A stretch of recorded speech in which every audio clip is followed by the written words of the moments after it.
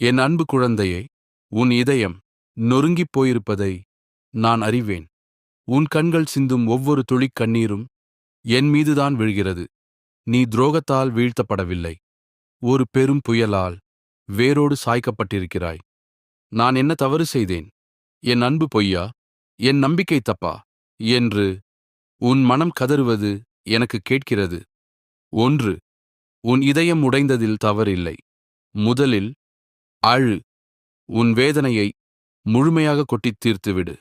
உடைந்து போன ஒரு கண்ணாடி பாத்திரத்தைப் போலத்தான் உன் மனமும் இப்போது இருக்கிறது. ஆனால் அந்த விரிசல்கள் வழியாகத்தான் என் ஒளியை நான் உனக்குள் செலுத்த முடியும். உன் உடைந்த இதயம் பலவீனமானது அல்ல, அது உண்மையான அன்பை, நம்பிக்கையை சுமந்ததற்கான சாட்சி. 2, அவர்கள் தகுதியற்றவர்கள். நீ அல்ல.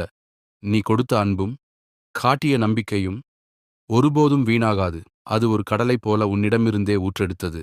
ஆனால் அதை ஏற்றுக்கொள்ள அவர்களது பாத்திரம் சிறியதாக இருந்தது.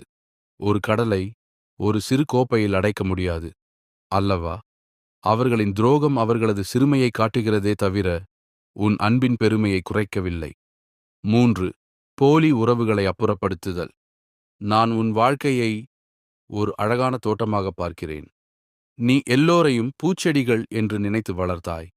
ஆனால் சில களைகள் உன் பூக்களின் சத்தை உறிஞ்சிக் கொண்டிருந்தன. அவற்றை நான் வேரோடு பிடுங்கி எறிந்திருக்கிறேன்.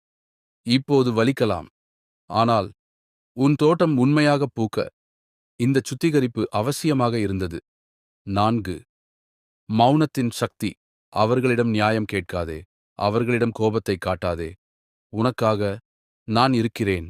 உன் மௌனம்தான் அவர்களுக்கு நான் கொடுக்கும் மிகப்பெரிய தண்டனை. உன் நினைவுகளை அவர்களின் வாழ்க்கையிலிருந்து நான் மெல்ல மெல்ல அப்புறப்படுத்துவேன். அந்த தனிமைதான் அவர்களின் துரோகத்தின் வலியை அவர்களுக்கு உணர்த்தும். உனக்கான ஒரு உறுதிமொழி. உடைந்த ஒவ்வொன்றையும் விட உருவாகப் போவது மிக அழகானது. பிரபஞ்சம் என் கையை பிடித்துக் கொண்டிருக்கிறது. என் நேர்மை ஒருபோதும் தோற்காது. நான் மீண்டும் எழுவேன், முன்பை விட அதிக ஒளியோடு. என் குழந்தையே, இந்த வேதனையை கடந்த பிறகு நீ ஒரு புதிய மனிதனாக பிறப்பாய். முன்பை விட அதிக வலிமை கொண்ட, அதிக அன்பு கொண்ட, அதிக தெளிவு கொண்ட மனிதனாக. உன் பயணம் இன்னும் முடியவில்லை. இது ஒரு புதிய அத்தியாயத்தின் ஆரம்பம். நான் உன்னுடன் இருக்கிறேன், எப்பொழுதும்.